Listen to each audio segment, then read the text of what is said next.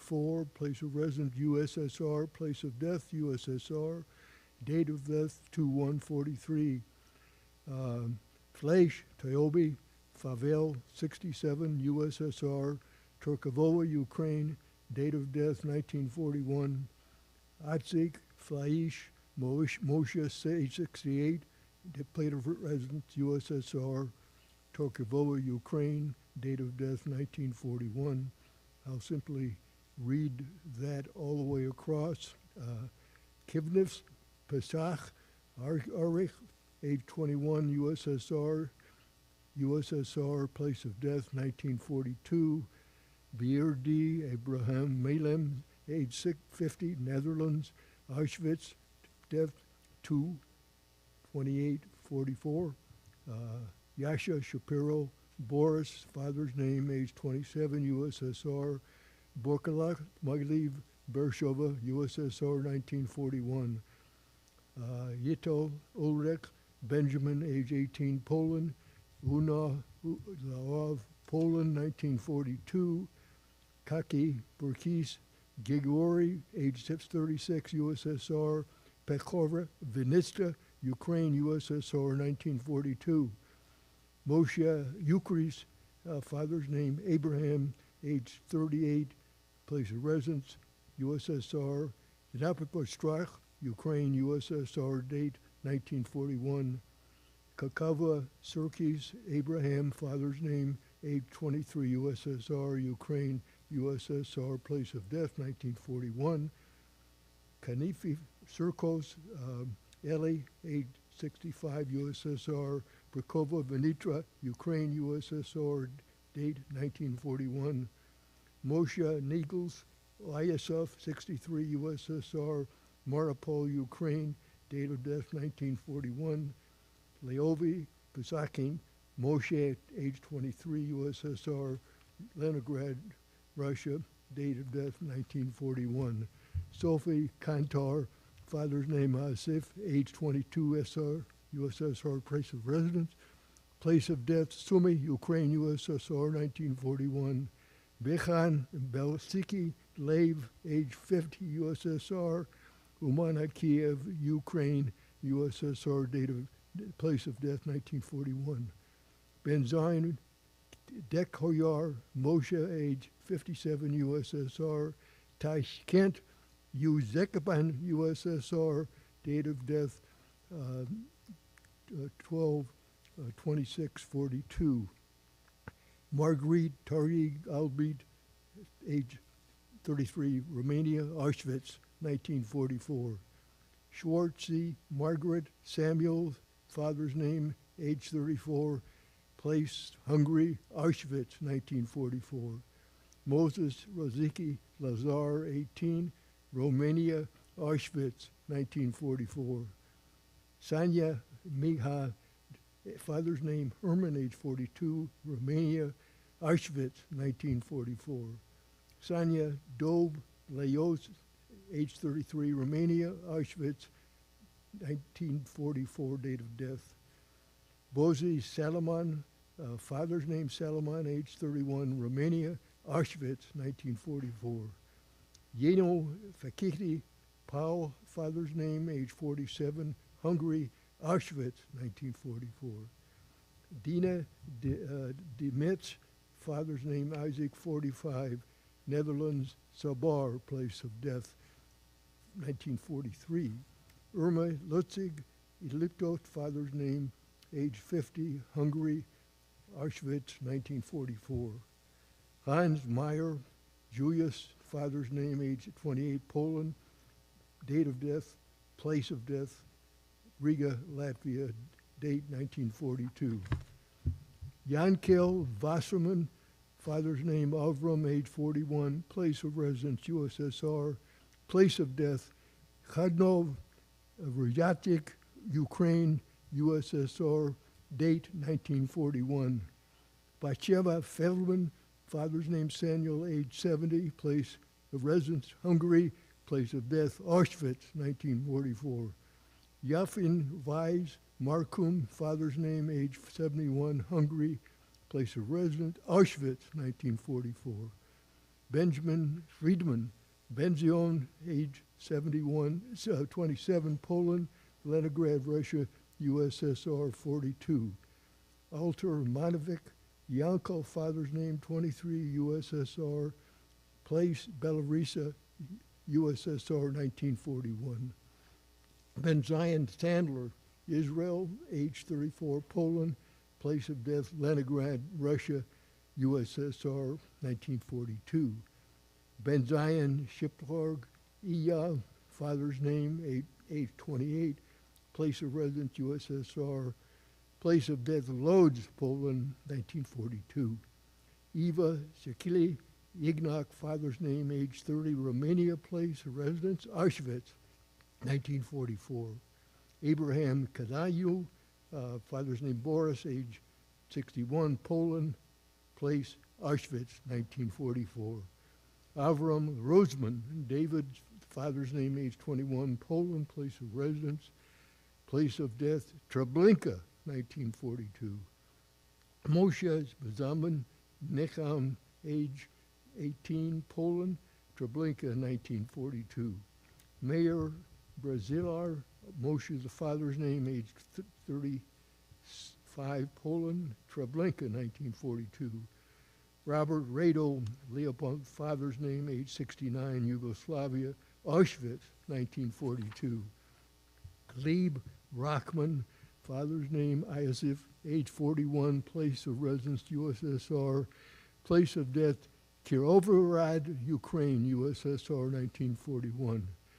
Samuel Benjamin Mordecai, father's name, age 55, place of residence, Poland, place of death, Warszawa, Poland, 1943.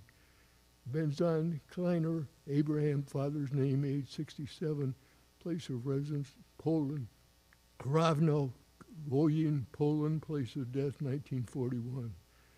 Ruvim Parpitsky, father's name, Mark, age 30, USSR, Orel, Russia, place of death, 1942. Yopov Penquala, father's name, Joseph, age 46, place of residence, France, Auschwitz, place of death, 1942. Liaman Amatan Semyon, father's name, age 20, USSR, place of death, Oriel, Russia, USSR, 1943. Meta Freischlar, father's name, Leopold, age 47, Germany, place of residence, place of death, Poland, 1942. Aaron Luwan, father's name, Leap, age 77, place of residence, Netherlands, place of death, Auschwitz, 1943. Isaac Golizar Mendel, father's name, 55, Poland, Auschwitz, 1943. Bashava Albin, father's name, Abba, age 35, Poland, Teresi Weiss, Tarnopol, Poland, date of death 1942. Leeser Kettleman Kazal, age 19, USSR, place of death Leningrad, Russia, 1941. Moshe Pozitatov, father's name Leib, age 50, USSR, place of residence, date of death Odessa, Ukraine, 1941. Fanya Rabinovich, father's name Gershon, age 62, USSR, Minsk, Belarusia, place of death 1942. Gargi Shapiro, father's name Moshe, age 26, place of residence USSR, place of death Burkov Mogilev, Belarusia, USSR, 1941. Jania Katz, father's name Lieb, age 40, place of residence USSR, place of death Babadlitsk, Mogilev, Belarusia, Russia, 1941. Israel Vershikov Laser, age 36, place of residence USSR, place of death Kerik, Kiryam, Russia, date 1942. Maza Binatats, place father's name Mordecai, age 27, place of residence Poland, place of death Saboror, 1942. Gidla Gruliman, father's name Mordecai, age 41, place of residence Poland, place of death Soba Bor, 1942. Moses Kareems Abraham, father's name 52, place of residence Poland. Jana Lawa, Poland, place of death 42. Iasif Shamish, father's name Isaac, age 20, USSR, death place Shilama Viditats, Belarusia, 1944. Abraham Krems, father's name Moses, age 28, place of residence Poland, Jana, Poland, 1942, date of death. Chaim Anabinder, father's name Yosef, age 28, Poland, Kanawizak, Bialotsak, Poland, 1941. Simcha Einbender, father's name Joseph, age 28, residence Poland, Treblinka, place of death 1942. Klein Baruch Mordko, age 48, USSR, Kamalinsk, Ukraine, place of death 1943. Maria Klein, father's name Nuda, age 42, USSR, Kamalink, Ukraine, death 1942. Mazia Kling, Moshe, father's name, age 44, Russia, Kamalink, Ukraine, place of death 1942. Anna Lurie, father's name Abram, age 53, place of residence Estonia, place of death Tallinn, Estonia, date of death 1941. Branin Kuba, father's name Shalom, age 35, Poland, Riga, Latvia, date 1941. Arkita Lurie, Solomon's father's name, age 29, Estonia, Tallinn, Estonia, place of death 1941. Balil Permil, father's name Abram, age 44, place of residence Poland, place of death Strudkov Camp, 1944. Valentina Kolopus, father's name Mark, age 23, place of residence Estonia, place of death Tallinn, Estonia, 1941. Asnia Blidin, father's name Louis, age 45, Poland, place of death Riga, Latvia, 1941. Israel Lippard, father's name Louis, 49, Poland, Lipala, Latvia, place of death 1941. Kalim Katz, father's name Aaron, age 43, place of residence Russia. Barbagus, Mogliv, Belarusia, place of death 41. Lena Stern, Heinrich, father's name 77, place of residence Germany. Thielstadt, Czechoslovakia, 1944, date of death. Sally Stern, Moshe, father, age 51, place of residence Germany, place of death Tazlisstadt, Czechoslovakia, 1944. Flora Meyer, father's name Moshe, age 44, Germany, residence the Reichsstadt, Czechoslovakia, 1942. Rula Boryaglaski, Rulia, first name, Moshe's father's name, age 40, in Poland, Treblinka, 1942. Luba Boryavwatsky, father's name Reuben, age 19, Poland, Treblinka, 1942. Suri Teeper, father's name Iasif, age 56, Romania, place of death Balti, Bessarabia, Romania, 1941.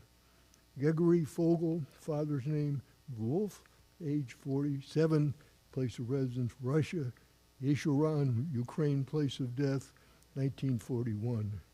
Anna Fogel, father's name Pavel, age 43, place of residence Russia, Kherson, Ukraine, place of death 1941.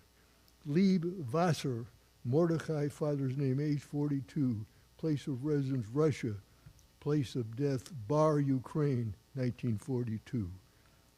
Israel Vassler, father's name, Mordecai, age 44, place of residence, Russia, Bar, Ukraine, 1942, place of death and date of death.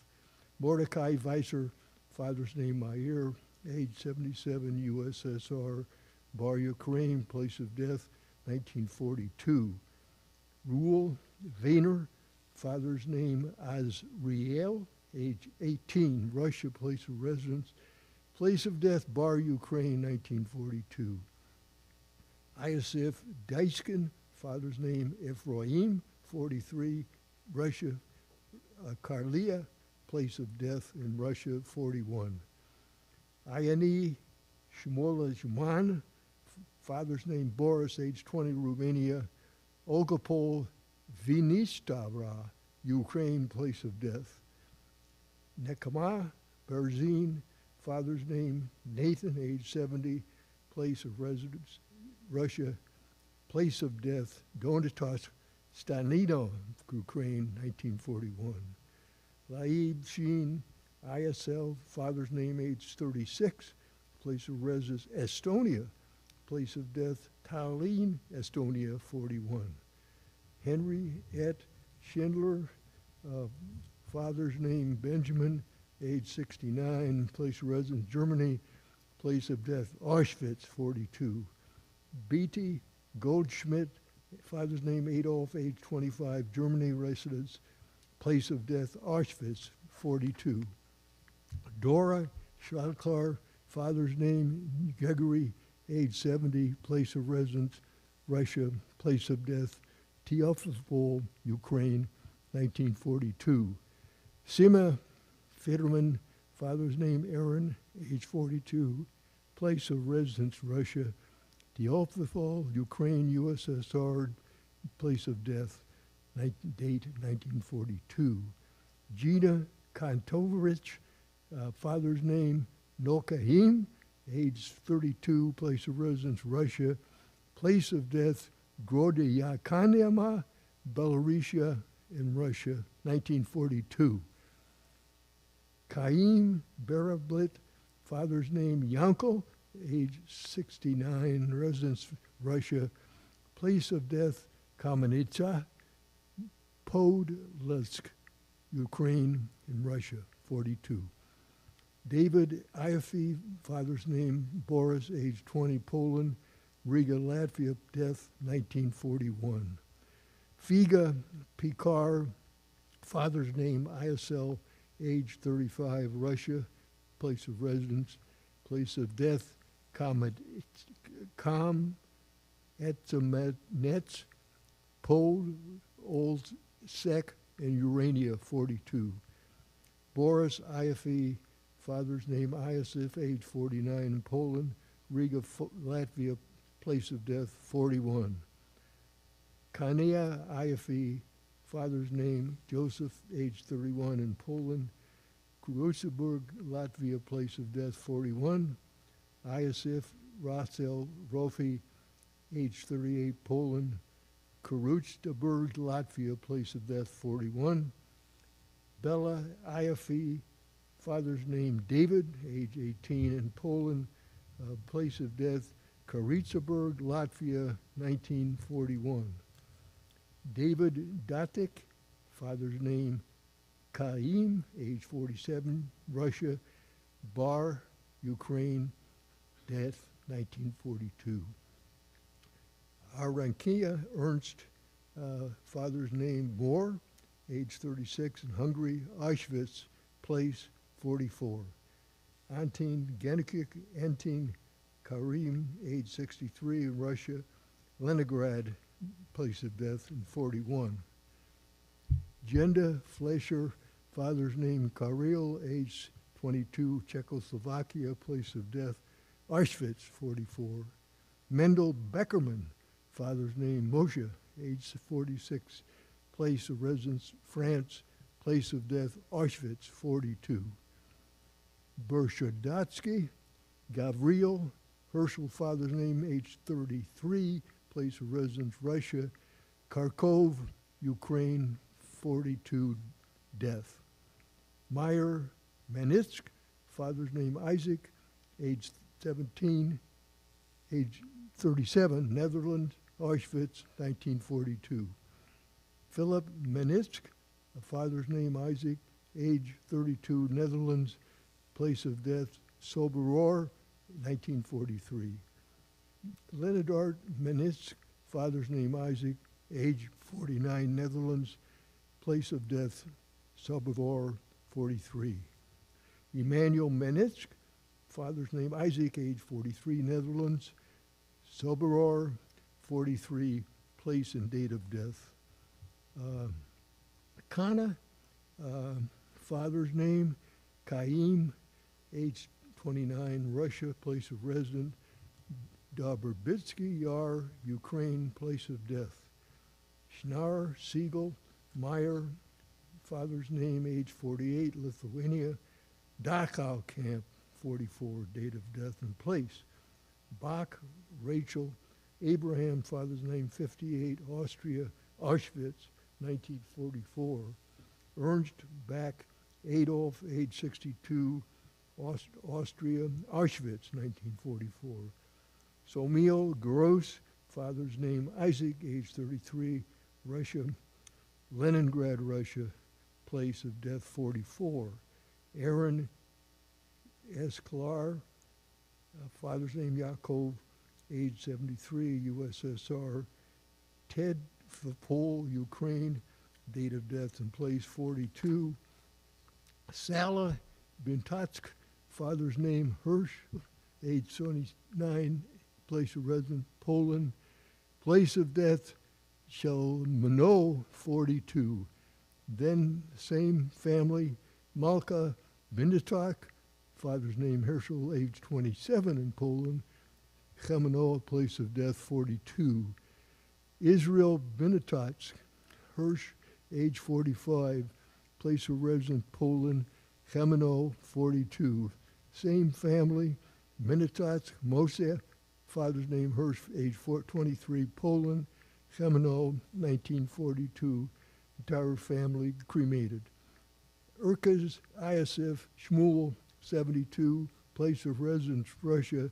Kharkov, Ukraine, 42, place and date of death. Daniel Giberman, Pavel, father's name, age 30, USSR, place of death, Russia, 1941. Ida Rubin Nam, age 29, USSR, Moskva, Russia, place and date of death, 42. Edzia Orikavatsky, Shalil, father's name, age 18, USSR, Kyrvogorod, Ukraine, 1942. Yakov Orgavatsky, same family, Yakov Shana, age 27, place of death, same, Kyrkovad, Ukraine, 41. Shail Orgavatsky, Shana Pinklos, age 57, Russia, Kyrkovad, Ukraine, same place of death of family, 42. Fania Levin, Borkyov, age 30, USSR, Minsk, Belarusia, USSR, date 1941. Ernst Betzegaringa, Sigmund, father's name, 61, Germany, Buchenwald, Germany, 42. Burl Ginsburg, father's name, Baruch, age 33, Russia, place of residence, Zalabin, Belarusia, 1941, date of death. Karimar, Persia, father's name, Moshe, age 58, place of residence, Russia, place of death, Batsevich, Belarusia, 1941.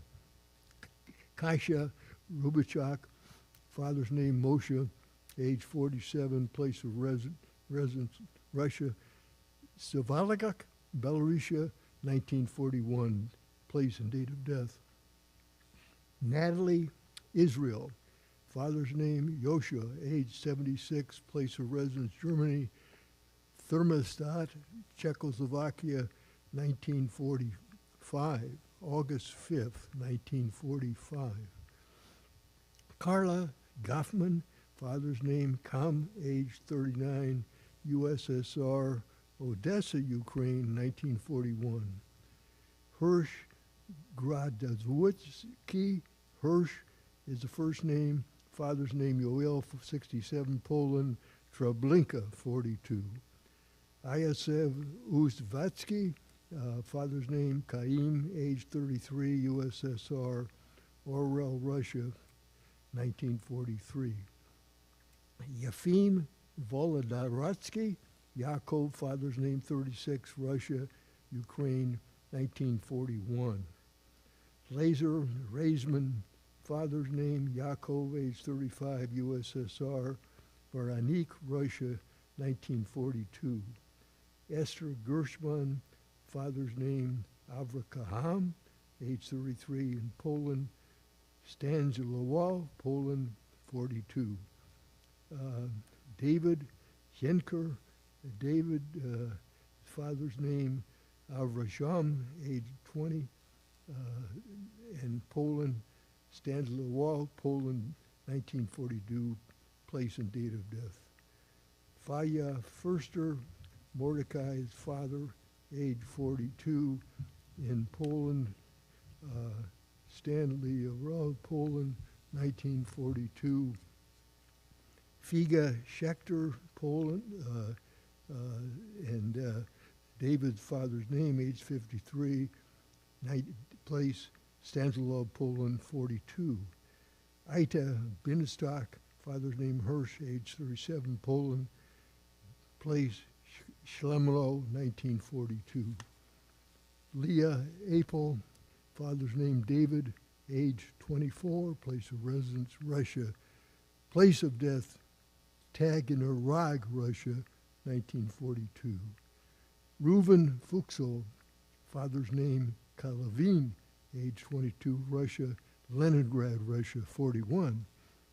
Mendel Borovsky, father's name Isaac, age 18, Russia, Kharkov, Ukraine, 41. Alexander Borovsky, father's name Isaac, age 32, place of residence Russia, place of death Odessa, Ukraine, 41. Emmanuel Belavatitsky, father's name Abram, age 33, USSR, place of death Orel, Russia, 42. Abram Krasnov, father's name Rakhilov, age 27, Stalingrad, Russia, 42. Hirsch Gusak, father's name Vol, age 71, Russia, Kivat of Vogadika, Ukraine, 1941. Motavatsky Berta Moisha, age 61, Russia, Karvatka, Ukraine, 41. Mum Kuzak Hirsch, age 36, Russia, Kivatkava, Ukraine, 41. Emma Kuzak Hirsch, father's name, age 34, Russia, Kavatkaka, Ukraine, 41. Yanko Shipitzman, Moshe, father's name, 56, Russia, Pogorabitchka, Vinitska, Ukraine, 41. Reuven Kurmar, Moshe, age 51, Russia, Kalabin, Belarusia, 1941. Ida Krimar, father's name Reuven, age 20, Russia, Zilabin, Gomil, Belarusia, 1941. Isaac Gottlieb, father's name Aaron, age 53, place of residence Poland, place of death Rodkin, Poland, date of death 1942. Yankel Lerman, father's name Shmlik, 48, Russia, USSR, Lagina, Ukraine, 41. Same family, Roke Lerman, Shorlik, age 44, USSR, Lagina, Ukraine, 41. Hendel Gottlieb, father's name Isaac, age 30, Poland, Roatin, Stanislawa in Poland, 42. Same family, Moshe Gottlieb, age, father's name, age 28. In Roatin, Stanislawo, Poland, 42. Marguerite Alexander Abraham, father, Netherlands, Auschwitz, 44. Sonia Kramer, father's name Ava, age 56 in Russia. Gaysin Vinitska, Ukraine, 41, date and place of death. Abraham Atim, father's name Yeviza, age 38 in Russia. Königsberg, East Prussia, Germany. This is March 13 of 45. Yankel Kremer, father's name came, age 60, Russia. Gazin, Ukraine, 1941. Israel Rabinovich, Abram, age 61 in Russia. Gorky, Belarusia, 1941. Same family. Pavel Rabinovich, Israel, age 19, Russia. Gorky, Belarusia, 1941. Abram, Belarusia, is called same father's name, 19 in Russia. Stalingrad, Russia, 43. Abraham Borslov, father's name Aaron, age 58, Russia. Baba Yar, 1941. Nachman Fidel, father's name Kahim, age 43, place of residence Romania. Place of death Soroka, Romania. Father's name Beagle Riva, Israel, 53, Romania. Rezina, Romania, 41. Same family, Moshe Beagle, from father's name 53, Romania. Reznia, Romania, 1941. Miriam Beagle, Moshe, 18, Romania. Rezna, Romania, 41. Oshna Zuckerman, father's name Moshe, age 27, Romania. Reznia, Romania, 41. Nachman Kuperschmidt, father's name Vivo, age 45, Russia. Odessa, Ukraine, 1941. Galil Rubanovich, father's name Lezer, age 29, Russia. Kurtz, Russia, 1941. Elia Schlenker, father's name Moshe, age 36, Russia. Kalin, Russia, 1942. David Shakadovinovich, March is the father, 75, Russia. Baba Yar, 41. Carla Palestine, father's name David, age 44, USSR. Uman Kiev, Russia, Ukraine, 42. Kana Kurelyak, father's name David, age 36, Russia. Uman Kiev, Ukraine, 42. Brana Lerman Yankel, father, 25, Russia. Lignov, Ukraine, 41. Same family, Minikal Lerman, father name Shmlik, 43, in Russia. Luganov, Ukraine, 41. Arnold Stephanie, father's name Wilhelm, age 32, place of residence in Poland, place of death Belzig, 1942. Arnold Koryakov, Milheim, 42, Poland, Lwów, Poland, 1942. Cecile Arnold, father's name Wilhelm, age 53, Poland, place of residence Lwów, Poland, 1943. Elise Botan, Mordecai, father, 70, France, Auschwitz, 1943. Raphael Botan, father, Henry, age 67, in France, Auschwitz, 43. Sami Bhutan, father's name Raphael, age 41, France. Berstadt, Magdeburg, Saxony province in Germany, 45. Lazar Rubinstein, father's name Yosef, age 42, place of residence Russia, Czechoslovakia, Latvia, 1944. John L. Grossman, Laos, 32, Hungary, Auschwitz, 1944. Yakov Lakatitsky, father's Shalim, age 25, Russia, Voronetka, Russia, 1942.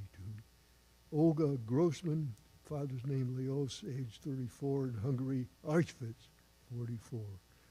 Katz Kamin Nakim, age 36, Russia, Odessa, Ukraine, 41.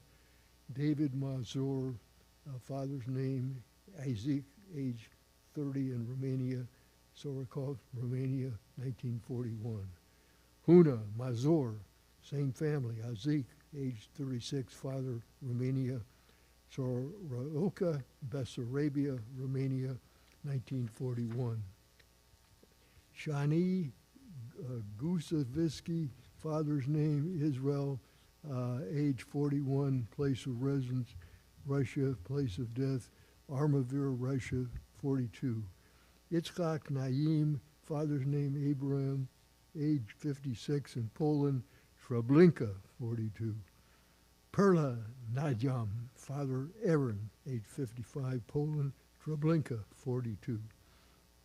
Masha's first name, no family name, father's name Avrum, age 28, USSR, Radomyslel Zidomir, Ukraine, 41. Erno Grossman, father's name Yosef, age 34, in Hungary, Stalino, Ukraine, place of death 43. Kam Grinwald, father's name Ixchel, age 51, Romania, Bravovitskia, Bessarabia, in Romania, 41. Tony Grinwald Mair, 50, Romania, Bravinia, Bessarabia, 41. Yavil Kazman, father's name Ari, age 53, Russia, Yublevak, Dnipropetrovsk, Ukraine, 42. Carla Adler Max, 47, Germany, Riga, Latvia, 1941. Rakhil Kazman, Isaac, age 40, Russia, Yablovatka, Dnipropetrovsk, Ukraine, 42. Mina Friedberger Max, father, 47, Germany, Riga, Latvia, 41.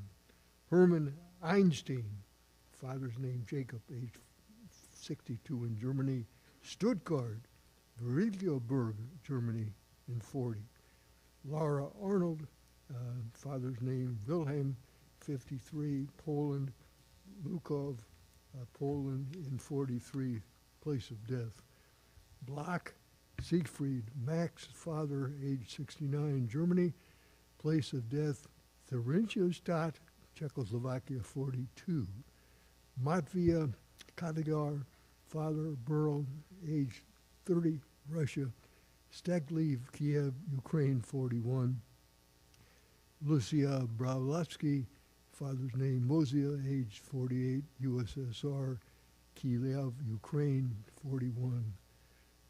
Arkadia Kogan Shmuel, age 37, Russia. Yazina Kadzi Bevero Bita, ASSR, Russia, U.S., 1942. Yakov Kanin, father's name Pinkas, age 42, USSR, Brusilov, Zitomar, Ukraine, 41. Siegfried Nussbaum, Ferdinand, 43, Germany, Lodz, Poland, in 42. Sarah Herring, father's name Yakov, 52, Poland, Turnigov, Lublin, Poland, 42. Josef Weissman, Elazar, 19, Poland, Treblinka, 41. Saul Movo, Solomon, father, 63, Greece, Auschwitz, 43. Nachum Weissman, Elazar, 25, Poland, Medzerazek, Poland, 43. Regina Bernstein, Moore, father's name, 25, Czechoslovakia, Auschwitz, 44. Maria Sidanik, father Moore, age 59, Romania, Auschwitz, 44. Oskar Sidatik, father, age 59, Romania, Auschwitz, 1944. Nathan Ullman, merchant, age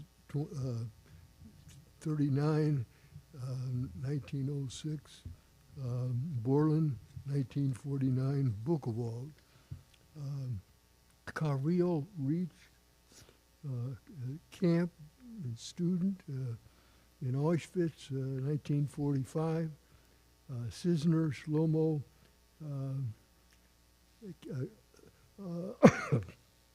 1945, and this list here lists the names, but it shows the place of death. Karel Riach, place of death, Auschwitz. Shlomo, 1945. I assume that's Auschwitz. Laszlo Trosnik, camp, probably Buchenwald. Aurelia Newman, in camp, Berken-Belsen. Got Otto Weiss, death in Mauthausen. Mani, place of death, Kabazov. Mordechai Abramovich, place of death in Kolyma. Shalom Emmanuel, camp, would have been Berken-Belsen. Adolf Kahn would probably be also Berken-Belsen.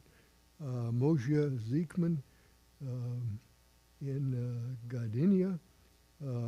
Fulop Lowov in 1945 in Germany. Hershey Hodnik, the camp would probably be Freiburg in Czechoslovakia. Aaron Frankel was shot by the SS, and Israel Kukerman was shot in Chertov. Elianu Nadlev would be the camp, would be in Auschwitz. Then we've got Ariel Adam, who was in one of the camps.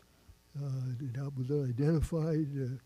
Ferenc Polak in one of the, in Mauthausen. Moshe Weiss in Auschwitz. Bertian Mueller in Bergen-Belsen. Yosef Modry in Schwerterdijk. Ian Franken in Bergen-Belsen. Shlomo Schnurz in Kersnigov. Bertian Mueller in Bergen-Belsen. Joseph Abraham in Germany. Erzsébet in Budapest area. Rudolf Reiner in Terezin. Menacha Kahan in Mukhalevek in a death march. Rudolf Pick in Schwarz-Heide. Moshe Brenner in Lebersheim in one of the camps. Ladiska Illigot, starvation. And Simcha Wiener in a death march. Elizabeth Adler, camp in typhus, date of death, Bergen-Belsen, Benjamin Bernstein in Auschwitz, Nayel Burtseed in War-Zawama, and Shinel Islowitz died in one of the camps, Birkenbolsen, and Emery Himmelfarb in Medville Day, and Virginia Peter in Auschwitz, and Bela Kraus in Buchenwald, Naftali during liberation, Wolf Weiss in Auschwitz, Gazela Knoll in Bergen-Belsen, and Mordecai Braun in Buchenwald, Friedla Fischer in Germany, Kana Barak in Stutthof, Leah Shapiro was in hiding and betrayed and died at Berlin. Joseph Mueller, deportation in Kanneberg. Schlum Weiss in one of the camps. Benedict Fleischmann in Budapest, Auschwitz, and Stephen Mihaly in the deportation march, Edith Hershowitz at Stutthof, Yitzhak Yalowitz at Buchenwald, Wera Weiss in Gleibwitz, Mikhail Augustin in Buchenwald, Carrie Berger in Bergen-Belsen, Ernest Stern in Sakazan, and Jeggery Edelol exhaustion in Mauthausen, Ida Weidman in Birkenwelsen, Wolf Teske in Dachau, Benjamin Wolf in Wandiging, Jacob Aftai in Birkenwelsen, Kolf Umgar in Fertorkos, Sarita Weiss in Bergen-Belsen, Hirsch Moritz in Camp Disease in Turkeyheim, Yasal Orzel in the Death March, Magdal Monor in the Death March, Aran Grabitsky in Buchenwald, Armin Cohen in one of the camps, Moses Hurt in Buchenwald, Hershey Coase in Dachau, Yeti Ainsfeld in Struckhol, Mordecai Hoch in Mauthausen, Lipot Bixel in Dachau, Rivka Kapian in Liberation Camp, Shevel Idkok during Liberation, Paul Schweitzer in Buchenwald, Van Huysen in Birken-Bison, Ruth Adler in Liberation, and Yitzhak Lakhtar shot in the forest near Topoklavi, Yitzhak Friedman in Germany, Camp Exhaustion, Erno Itzhak was shot in Budapest. Kam Garuk is camp, and with embassy. Ishavan Deutsch in Herka, Budapest residence. Henrik Lochner, in Room of Baroque. Alfred Fritz in Molthosen. Thea Baron in Germany. Isidore Cardos, who disappeared. Jacob Avtel in Birkenwolsen. Aaron Kraus in Birkenwolsen. Derzo Ascher in Birkenwolsen. Edna in camp, died of typhus in Birkenwolsen. Sorota Meisel in camp starvation, Birkenwolsen. Ignaz Ebel after camp liberation in Buchenwalden. Guido Berger, disease during liberation. Cezina in Birkenwolden camp. Miklas Ungar in Birkenwolden camp. Iraq Block in Schwarzheide in the camp. Morik Taish in deportation. Raka Klein, starvation during liberation, Birkenwolden.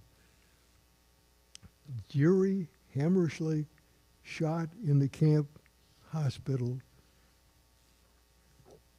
Joseph Arbesman in Buchenwalden. Gino Ruse, Buchenwalden. Antel Dorsey, camp starvation, Buchenwalden. Gizi Mermelstein, camp liberation in Auschwitz. Annie Stein, camp liberation, Auschwitz. Arvold Klein, camp starvation in Mauthausen. Herschel Herkovitz in labor camp. Adolf Gluick, labor battalion, starvation, beaten. Bino Seiberger in 1945. And Jacob Kiger, Mauthausen. Martin Liebwiger, Auschwitz.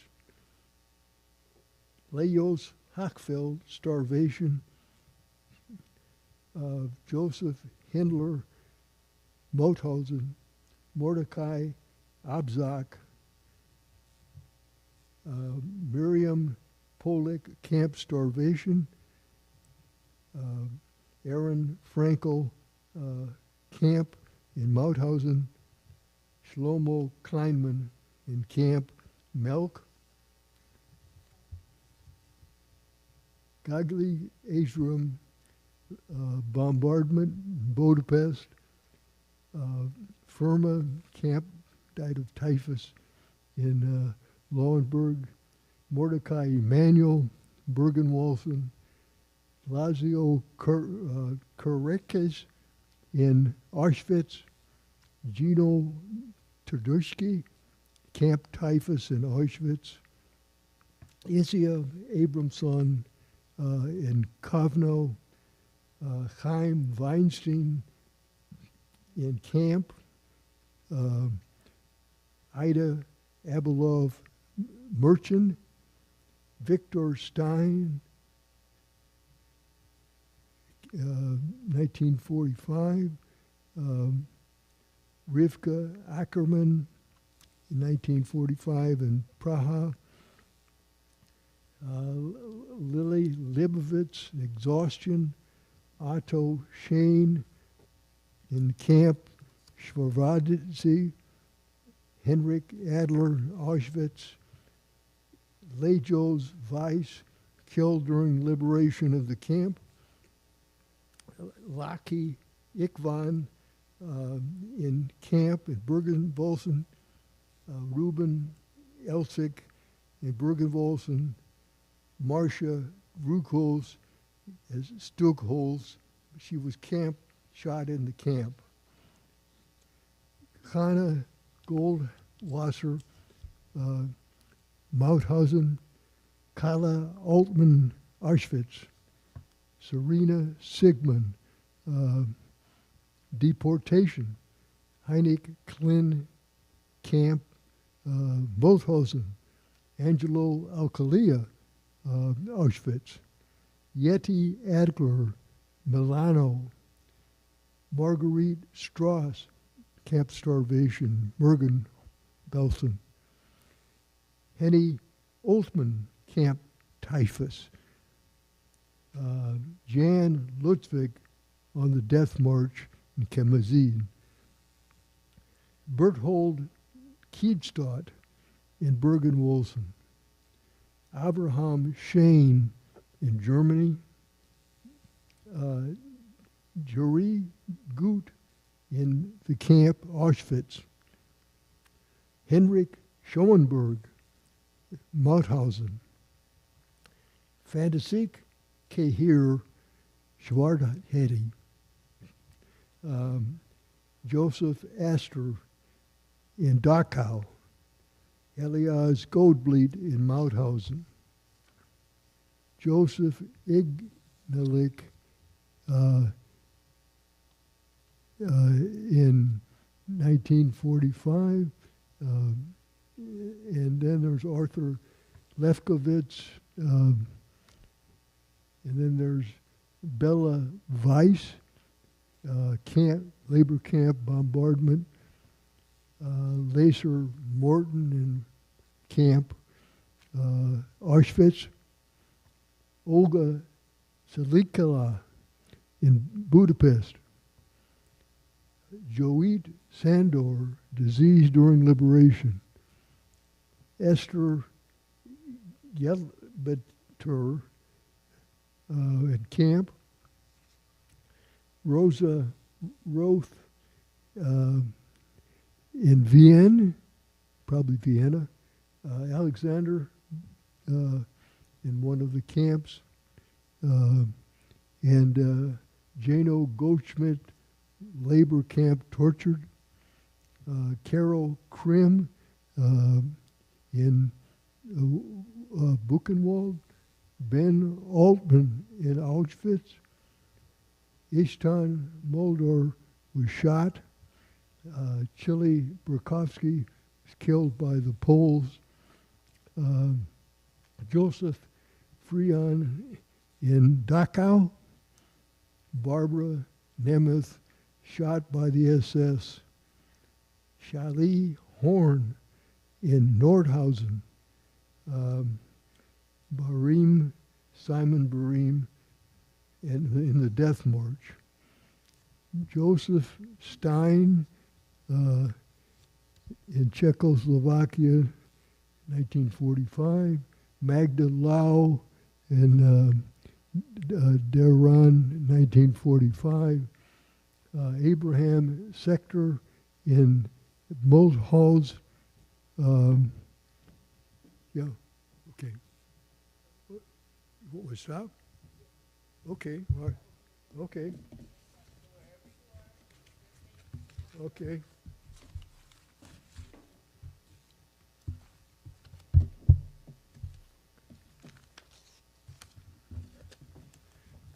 Everybody was listening. They like, we hear Bud, but we don't see Bud. Okay. We're outside listening. Thank you. Yeah. Okay. And I don't know if you want to grab something. No. Okay, well, we're going to start a program. Okay.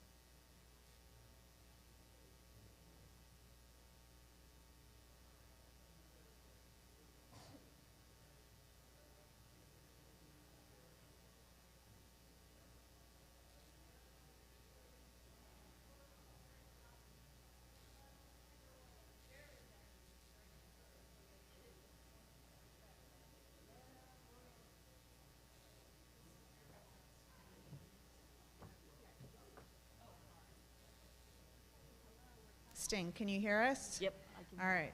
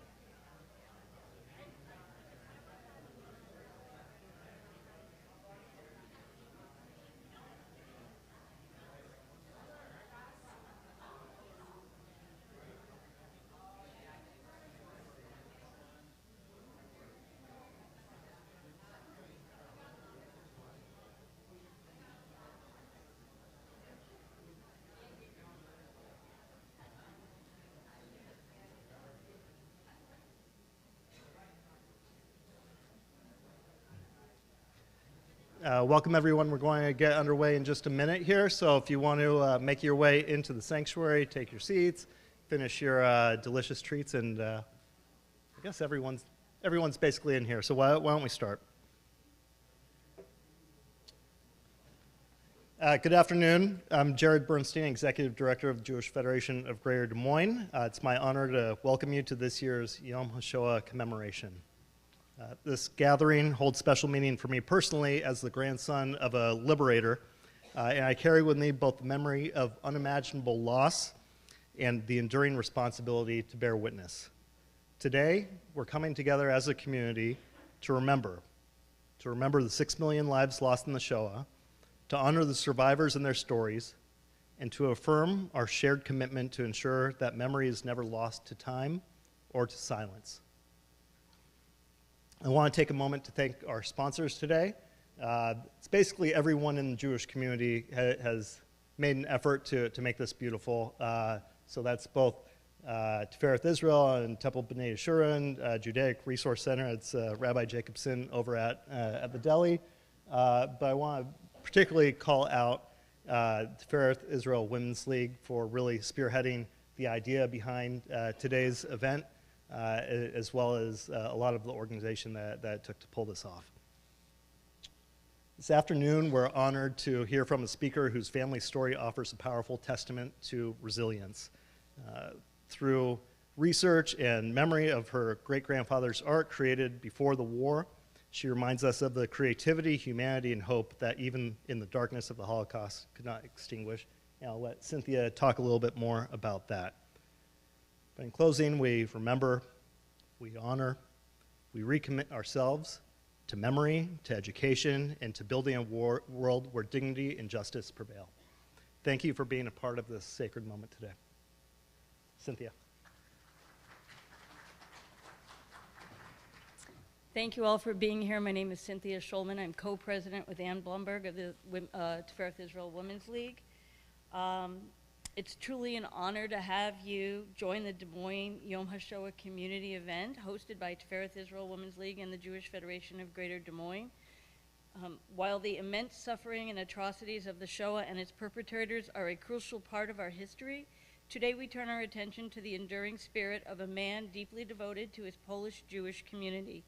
This is a story of survival that transcends the tragic end of Moshe Reineke's life in 1943, continuing through the unwavering dedication of his great-granddaughter, author, documentary filmmaker, and podcaster Elizabeth Reineke to discover his lost artistic legacy.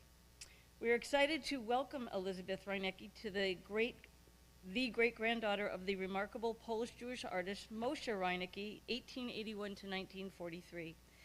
Born in a community east of Warsaw, Poland, to a large religious family, Moshe's artistic inclinations were evident from a young age.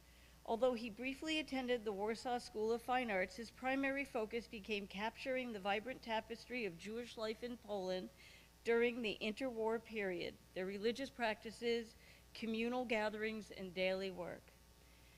Moshe's prolific amount of paintings became a powerful visual record of a world tragically lost.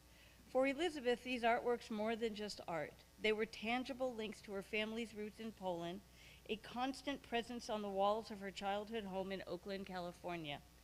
This early exposure instilled in her a profound understanding of art as a powerful connection to heritage. Driven by a desire to preserve and share his legacy, Elizabeth conceived and designed the original website, Moshe Reineke, Portrait of a Life in Art. This vital online resource remains a dynamic platform, continually updated with the latest academic research, educational materials, and most importantly, the ongoing efforts to locate Moshe Reineke's missing artworks. Her dedication to this quest is further exemplified by her 2016 book, Chasing Portraits, a great-granddaughter's quest for her lost art legacy, and her documentary film of the same name, both chronicling her remarkable journey. Moshe Reineke's art, some of which is now a part of the permanent collection at Yad Vashem, stands as a testament to the rich life that was, and Elizabeth's work ensures that his vision and the memory of his community endure.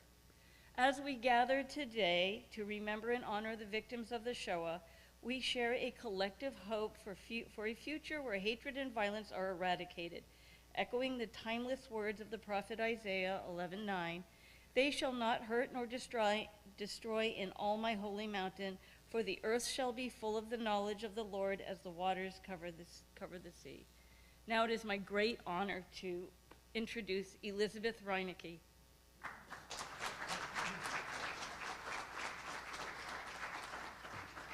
Hi, nice to see all of you. We just have some logistics here.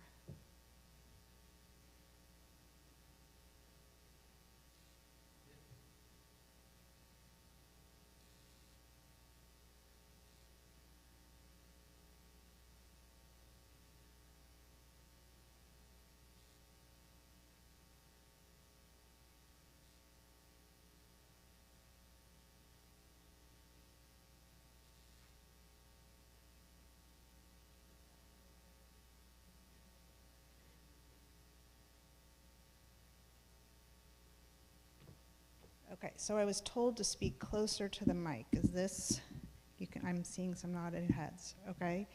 And do we want to turn the lights down a little bit? I'm seeing, so Mike, are you getting that? Okay.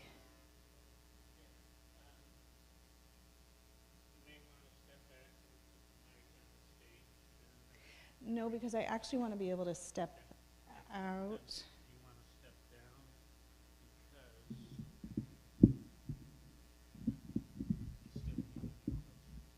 Then you're too high. Okay. Can we go sort of like that? Okay, sorry for the logistics. Oh, but I need...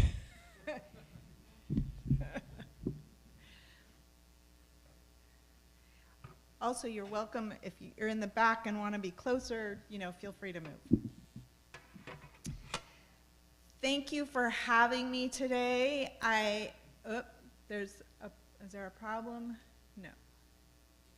Okay.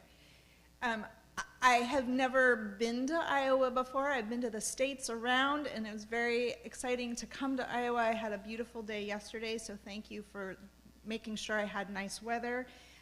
It's an honor to share my family's story and my great-grandfather's art with you. And to do that, I have put together a slideshow, and I want to begin with a few words from my Grandpa George's memoir. So those of you who have already read the book or who have seen the documentary film, remember that when my Grandpa George died in 1992, I went to help my father and clean out his house after we buried him, and we discovered this collection of vignettes that he had written in the late 80s, and this is from that. We self-published it in a book called Surviving Hitler in Poland, One Jew's Story. 1 million Jewish children were killed and cremated by the Germans. Alex was destined for the same. We tried and succeeded. We have saved him. He is an important man in his profession, an engineer, ship salvage. To think what all the other Jewish children would have been today. Thanks for Alex. Cry for the others. There is no other choice. What happened 40 years ago? Terrible war and mass murders. Other people are embarrassed. The Poles lost 6 million. They try not to talk about it. Some idiotic national pride. We Jews are truthful. We have to be. We were burdened to carry the Bible, and we do. All these centuries without fail, all the world respects the Bible. We wrote it and gave it to all for eternity, yet we are not being respected. That maniac Hitler and his cohorts tried and almost succeeded to annihilate us Jews in totality. They did murder 6 million of us, never before, and we must see to it that never after anything like it happens again. This is why we Jews cannot and will not forget. Some say it will never happen again. Well, it's too easy. It did happen. They killed openly, without fear. Where and how did they have that much hatred toward us? It could happen again. We cannot and will not forget. We will carry it. like the Bible, forever. There are hundreds of books on the subject. Nevertheless, I am a Jew and I write. I'll do it to the end of my days, if only for my granddaughter Elizabeth to know the truth. Sorry. And not to be afraid of it. It's funny how we are not afraid to tell the truth. I first read that in 1992, and I am apparently still getting choked up. You can imagine that my grandfather's words had enormous impact on me, but to understand my story, you need to know a little bit more about my family. And this obviously, well, I don't know about obviously, that's me. I was born in 1969, so this is the early 1970s, and my grandpa George. This is me in my mom's lap with the cute lace tights and the Mary Jane shoes. My dad is to the left, and my grandpa George is to the right, and my grandma Stella, his wife, is on the far right. But there's also a fourth generation in the photograph, and that is the paintings on the wall. So I grew up literally with my great-grandfather's paintings in our home. And there were characters in those paintings that I came to know very well. The first character, of course, was my great-grandfather. This is a self-portrait. It's dated 1918, and this on the bottom right-hand corner, of course, is my great-grandfather. And a little bit about my great-grandfather. So we believe he was born in 1881. I don't have documentation about that. I've never actually been able to verify that. But that would mean that this painting done in 1918 would make him in his late 30s. He grew up in a small town east of Warsaw in Siedlce. He was the 13th of 18 children.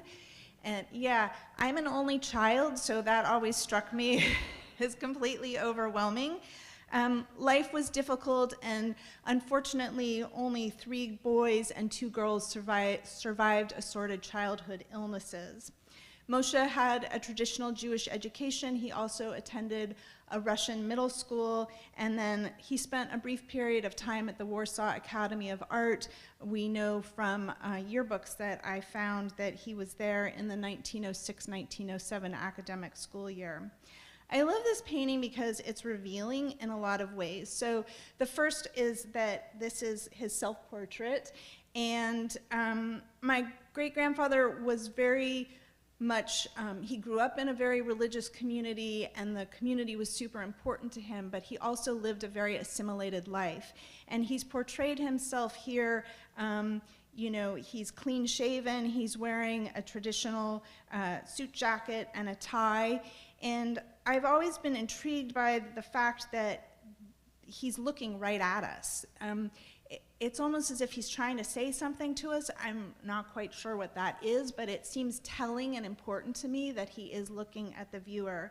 And of course, the scene that he's painted is this wedding. And what's interesting about it is that it's very typical and classical of his style, and that there are groups of people and suggestions of a moment in time of a community, but not a lot of detail. So we see the bride, we see, you know, we see these other figures who are part of this important moment, but we don't know who they are, which in a way is actually really nice, because we can maybe impose our own, well, you know, our own family. Maybe it's my family and I don't know, but you know, like you might imagine your family as is in that moment. I've always loved these great swirls. They're sort of impressionistic, and obviously we can't hear the music, but this violin player or maybe a fiddle just sort of lends this really special quality to it. This is Perla, my great-grandfather's wife. Together they owned an art supply store that Moshe's father purchased for them. Perla watched over the art supply store while Moshe went out into the world to paint. This painted is dated 1929, and it's inside the store, which was at 24 Krucha Street in Warsaw, which was a part of town that was not particularly Jewish. My grandpa George wrote in his memoir that he was often teased at school and on his block for being Jewish because it was a little more unusual. At first they lived behind the store, and then later they lived above the store. And if you saw the movie, you remember that I actually went to visit and I peer in the window, which is this, is a modern bank building. I love this painting for a variety of reasons. First of all, it's my great-grandmother, who I never knew, but she did know that I was born. She died a few years after I was born. Some of the things I love about the painting are these masks. I just think they're fantastical and just creative. I love the idea of going into an art store and not just having pens and pencils and paper and paints, which I'm sure that they also sold. These sort of baubles, this teddy bear, I've always imagined this is some sort of rocking horse. And then really Perla's expression. She is either daydreaming or being very pensive about something, but I love that it's this very candid moment that he's just captured her. The other thing that I love about this painting is there's actually a crease down the middle of it. And many years ago, I had a friend tell me that he could digitally get rid of the crease in the photograph so that in presentations it would look nicer. And I said, no, you know what? That's part of its history. The paintings themselves are survivors of the war, and the creases and the tears and the rips speak volumes about what they went through. And so to me, it's important to keep that in the painting, in the presentation. Moshe and Perla had 2 children, first a daughter, Bronislawa, here at the right, and then a son, my grandpa Jerzy, which was later Americanized to George when he came to the US.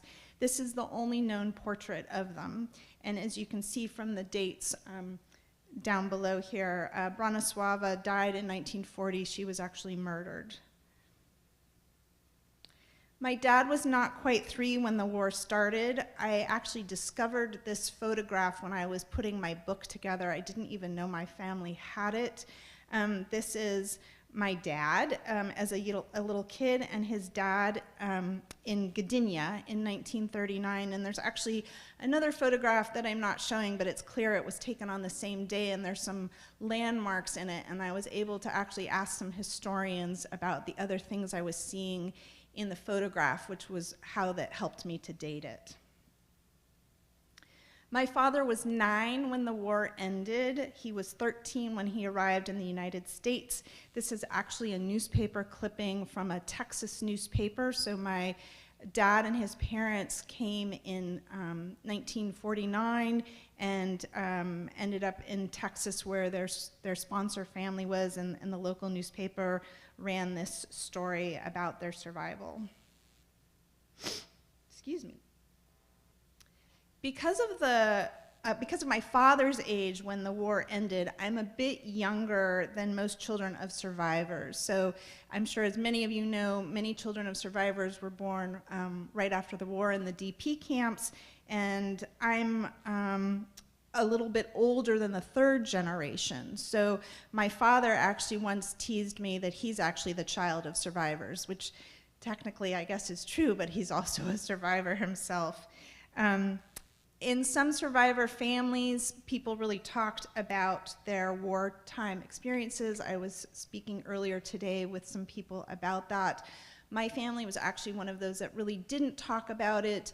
When my Grandpa George did talk about it, my Grandma Stella would get really kind of distraught about it and would run from the room. She used to say that people wanted to ask her questions about the wartime years, and then she would have nightmares for weeks. So my family really didn't talk about it. And the only thing I really knew about their wartime experiences was that my father did not like to eat leftovers, and that my dad and his parents spoke Polish, a language that I did not understand.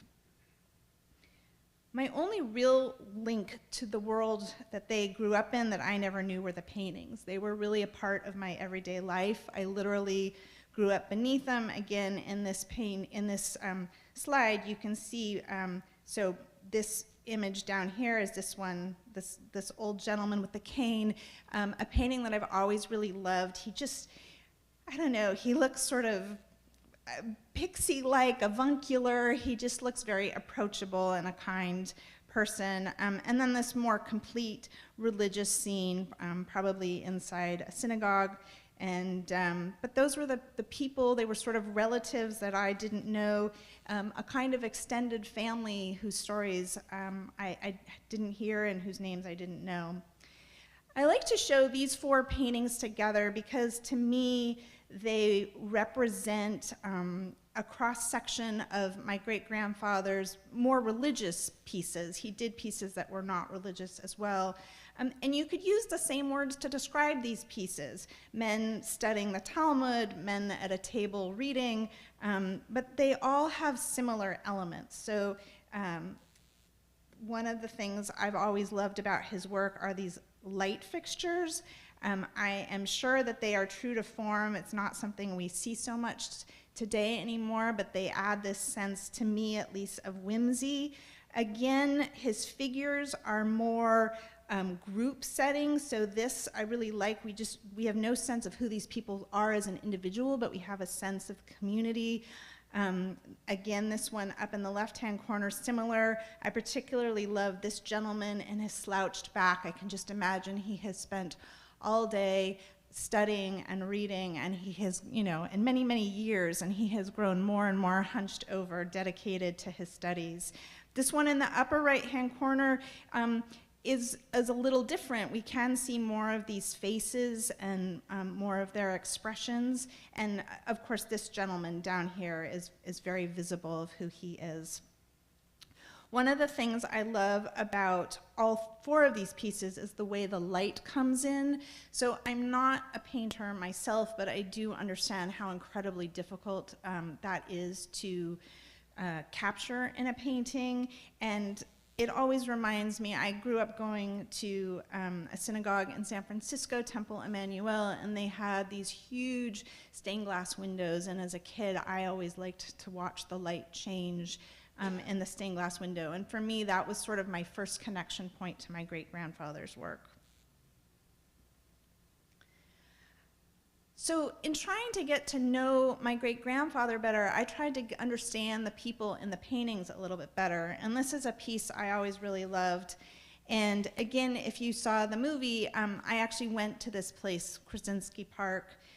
But when I stare at a painting like this, and for many, many years stared at this painting, I began to wonder things about the people in the painting, things I would never know, like who were these men?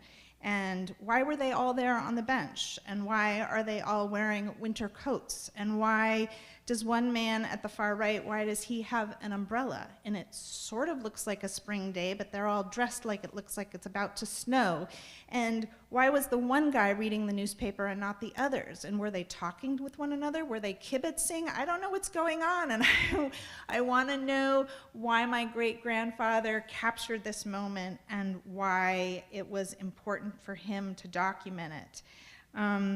The other thing is that helped me connect to my great-grandfather a little bit more. I felt like maybe if I understood these small details, I would understand his passion and his commitment to not only the art, but to his community and to document it. When we talk about the Holocaust, of course, we talk about all that was lost. And we should absolutely do that, and it's an important part of history, and we should never forget it, and it is an important part of our curriculum and our lives. But it's also really important to me to remember that there were joyful times in Poland, and that there were celebrations. And so this is one of my favorite paintings. This is Luna Park, and there's some interesting details in it. So these are the colors of the Polish flag. I imagine that this ride must have just, I can hear the screaming and the joy. It looks really fun. It's clearly incredibly crowded. And then this, of course, is a merry-go-round. So to me, it feels like really joyful and celebratory, and I like those moments because it's hard to always be stuck in the moments that are depressing. This is another one of my favorite pieces. I really would like to know what's in that window. I've always imagined it's some freshly baked challah or maybe some arugula, and they really want to be inside. They have no interest in being outside. I love the colors. I love the shadows in the sense that it's a late afternoon, maybe dinner's getting ready, but it's really just whimsical. So again, kind of this fun celebratory moment, a slice of life. My great-grandfather also painted the artisans of Poland, who in the 1920s and 1930s, or the interwar year period, were really very talented. They were well known for their work. Again, not much on the faces here, but a real sense of detail to the wheels and the materials needed for, I think these are lathes. And so woodwork and the incredible amount of attention to detail to that has always intrigued me. And in fact, I think this is one of my dad's favorite paintings. This one I love. This is they're all painting these toys. Now we all buy plastic toys from China. I don't know if we're buying them from China now, but anyway, that's a different topic. But these ships being painted, these little ducks, these are like boats on wheels. I don't quite understand that. And then these, they look like some sort of swirly thing. Anyway, again, it feels fun and charming and delightful and a slice of life, well before September 1st, 1939, well before anybody knew what was coming, and the Jewish community was vibrant and thriving, and I love that he painted that and documented that for us. As a kid, I really didn't understand that my great-grandfather painted scenes of everyday life, that I really might be able to have called him an ethnographer or a documentarian. It wasn't until I saw the work of Roman Vishniak, whose photograph, of course, is here on the left, that I understood that the two of them were really documenting life that they saw. Of course, you can see from the dates on the right, the water carrier's 1930 and the water carrier in Lublin, 1937, are multiple years apart, and yet it feels like the exact same moment. When I saw this, I realized my great-grandfather was, he was like what he saw, he painted. And that was, I don't know about reassuring to me, but it just gave me new insight to my great-grandfather in a way I hadn't really understood before. I often get asked if they knew one another. I suppose that is theoretically possible. I have zero evidence that they might have, but I do like to imagine that they might have had very interesting conversations about their observations of the Polish Jewish community and what felt important to each of them. On September 1st, 1939, of course, the Nazis invaded Poland. Vishniak did not take this photograph. It was by another photographer, Julian Bryan. My grandpa George took part in a ditch-digging effort like this one in an effort to slow down the advance of the German troops. My great-grandfather continued to paint, and in fact, he painted a scene a lot like this one. My family has titled this piece Forced Labor. Immediately, his style was different. His strokes were quick and sketch-like. The colors are muted. It just gives the impression that he was in a hurry and that he just didn't have much time. Perhaps he thought later he would go back and create a piece based on this quick sketch. Of course, it's hard to know. I think we're just incredibly lucky to have it. While my great-grandfather continued to paint in the early days of the war, he became concerned about what to do with his paintings. And so family lore is that he took his collection and he divided it into bundles. And I had an interesting conversation with Cynthia the other night. How many paintings were there and how many bundles were there? And my grandpa George left some conflicting information in his memoir. He said somewhere between 600 and 800 paintings, which of course is a prolific number of paintings. I don't know exactly how many there were. I have no lists, I have no documentation, I have no photographs. You know, it's just sort of impossible. But the sense is that there were a lot. And so my great-grandfather made a decision to divide the collection into bundles. We don't know if it was by size or by medium or by subject matter, and then he packaged them up and he distributed them to friends and acquaintances in and around the city of Warsaw with the hope that whenever whatever was going on was over, he would collect the bundles and the body of work would be whole again. And then we move on to the next painting here. Sorry, I sometimes lose my transitions. This piece is titled Refugees, and the thing that always strikes me about this painting is how refugees, no matter where they are in the world, always go through a similar thing. They have lost their home, they have lost shelter, they have lost their way to earn an income, they have a few meager belongings, and they are trying to be safe. And I feel like, you know, in some ways this painting is, you know, it documents a very specific time in history, and yet it also feels very relevant today. So it is more detailed than forced labor, but it is still sort of impressionistic in its style. So just to kind of point out a few characters. So this man on the left appears to be carrying a rustic. He looks like a younger man, and but he looks like he's carrying a heavy load. This woman down here, it looks like she has, I call her like a, you know, like a babushka, and she has a straw basket that she's carrying. And then this gentleman is carrying a child. And then on the far right, we have a disabled person who's being pushed in a wheelchair. So, you know, of course, the most vulnerable among us who need the most help and support in a time of crisis. And yeah, it makes me sad, is kind of where I'm at. In the fall of 1940, the German authorities established the Warsaw Ghetto. At its height, the 1.3 square mile ghetto held more than 400,000 Jews. When I first started reading about the Holocaust in detail and understanding the size of the ghetto, I didn't really understand what 1.3 square miles was. I'm sure some of you in your heads are like, yep, I know exactly what that is. For the rest of you, I have done something which I hope you don't find too disturbing. This is downtown Des Moines, and I have drawn a square. And so this is your 1.3 square miles.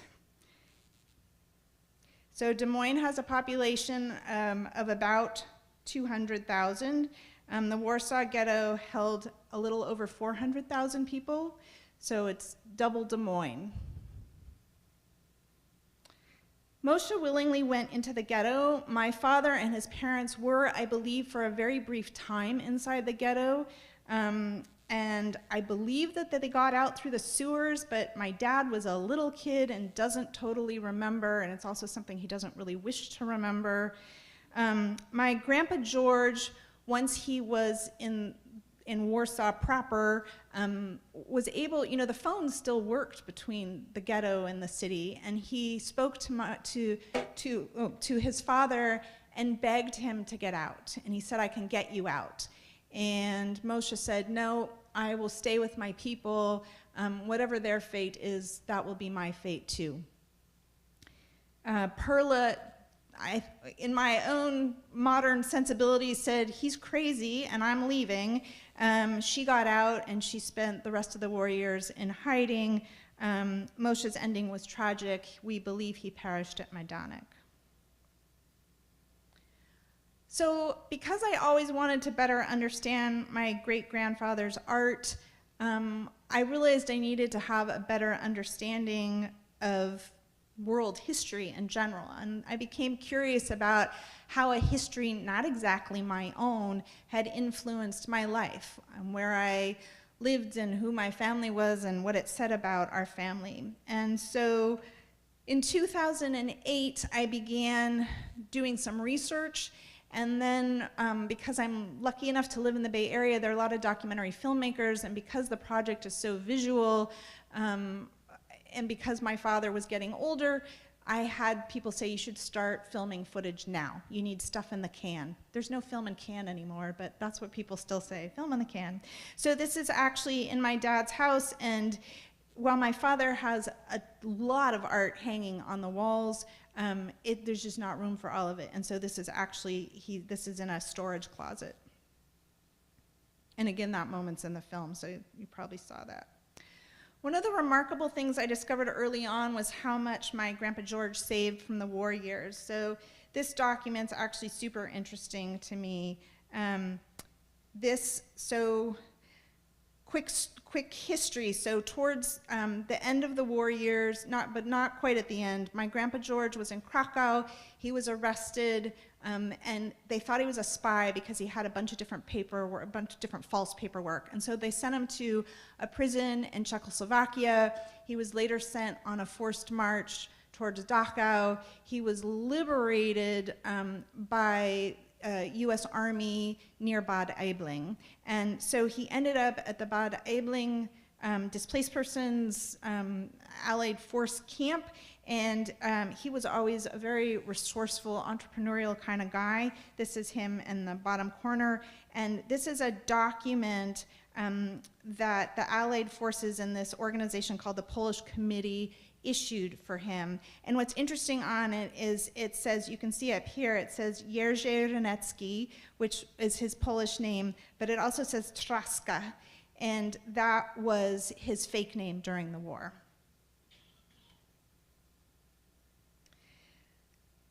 In those days, if you were in a DP camp, the Red Cross was putting together lists of survivors. You know, there was no Facebook check-in. I'm okay after the earthquake.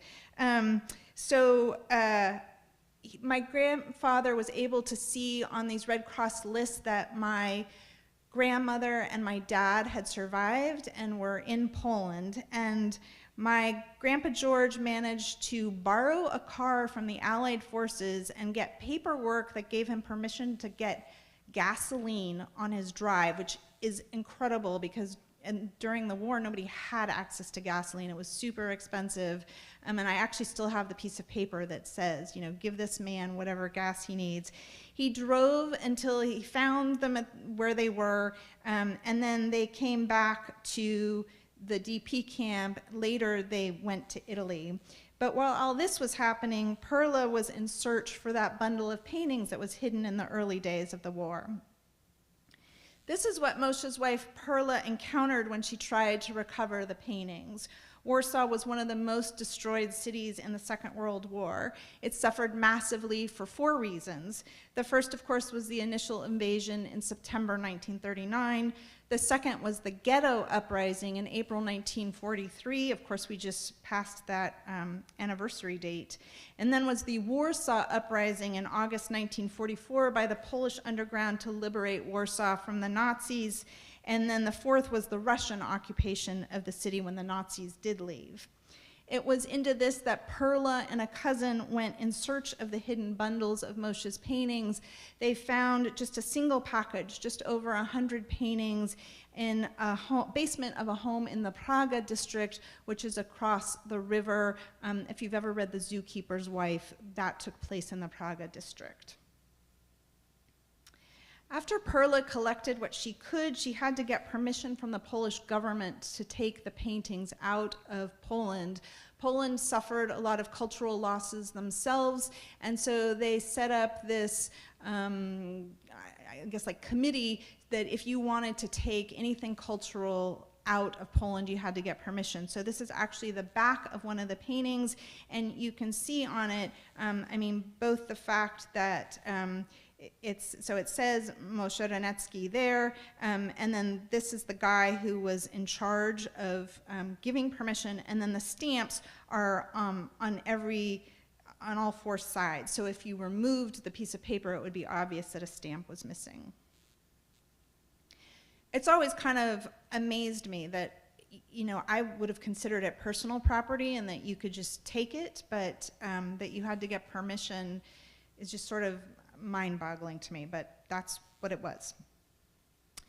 After Perla found these paintings, she eventually learned that her son and his family had survived the war, and I actually have a cable that the Red Cross helped deliver to this discovery, which was pretty phenomenal. And Perla eventually brought the paintings to Italy. In this picture in the lower left-hand corner, I'm sorry it's not bigger, but this is Perla seated. This is my dad in a suit. He, if you've read the book, you know that he attended a school in Italy after the war, and then these are my grandparents on the left. But what I love about this photograph over here is, well, my grandfather is peeling an apple or a pear, but on the wall behind him is this painting. And so what I've always really loved is that for my family, the paintings are an integral part of our lives. These are not museum pieces to be kept in storage. They are beloved pieces that speak volumes of family and history. And in fact, the dedication in my book says culture belongs to all of us. And my Grandpa George really felt that it was very important that the Jewish community know about the paintings and that they understand that it was part of their shared history, which is why it's such an honor for me to continue to be able to share the story with others. But I also began to wonder what was missing. And when I started this project, this is what I knew. I knew nothing. And I began to ask questions. In the late 90s, I built the first website. YouTube became a thing. Late 90s, early 2000s, and I thought it might be kind of interesting to make a documentary of some sort and put it online, but I didn't know what YouTube really was and how to use that. But I began to use the internet as a resource. And I began crowdsourcing on Facebook. I discovered all sorts of Polish genealogy groups and different archives. I was telling some people earlier today about an amazing resource called Genealogy Indexer, in which I found phone books with my great-grandparents' telephone number, just all sorts of amazing things. And eventually I did find things. These are actually newspapers from the interwar year period, so they're mostly Warsaw Yiddish dailies, and these are, what's interesting about these is both that it's obvious it's my great-grandfather's work, it says that it's my great-grandfather's work, but all of these paintings are missing. So I always half-jokingly tell people to go home and check your attic.